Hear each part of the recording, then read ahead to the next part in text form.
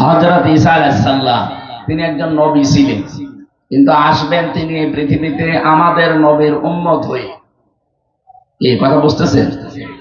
যদিও ইহুদিরা এটা উল্টিয়ে তামাম পৃথিবীকে ধোঁকা দিয়ে বোকা বানিয়ে তাদের কিতাব তাওরাতে, যদিও তাদের কিতাবে তাওরাত এখন আসলটা নেই, ওরা সব মন মতো পাল্টিয়ে ওলট পালট করে এটা পরিবর্তন করে ফেলেছে।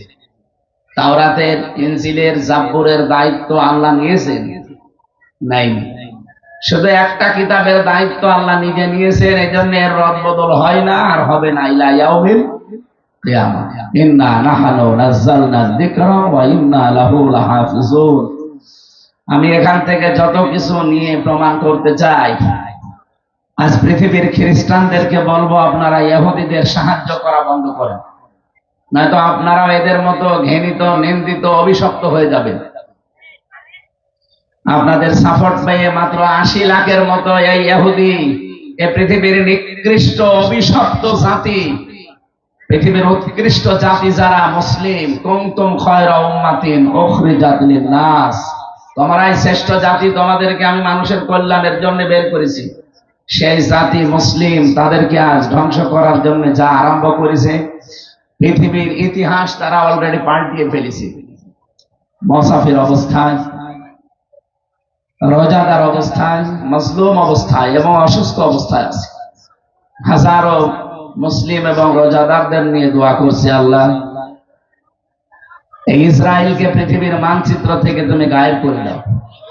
বলেন আমিন। কাবা শরীফে দোয়া হচ্ছে, কাবা শরীফে এতদিন এ দোয়া হয়নি, অথচ এখন বেতেরের নামাজে দেখবেন প্রতিদিন প্রায় ৮-১০ মিনিট, ১১-১২ মিনিট, ১৫ মিনিট পর্যন্ত কাবার ইমাম শায়েখ আব্দুর রহমান সুদাইসি রহমতুল্লাহ হাফিজাহুল্লাহ অনেক দোয়া করছে, আল্লাহ ইসরায়েলকে মাটির সাথে মিশিয়ে দাও, ভরাট করে দাও, তুমি ফিলিস্তিনের মুসলমানদেরকে বাঁচাও, হামে ও নাসির হয়ে যাও, সাহায্যকারী হয়ে যাও। কি অবস্থায় আছে ওই মানুষগুলো, নিজেকে একটু দাঁড় করান তো।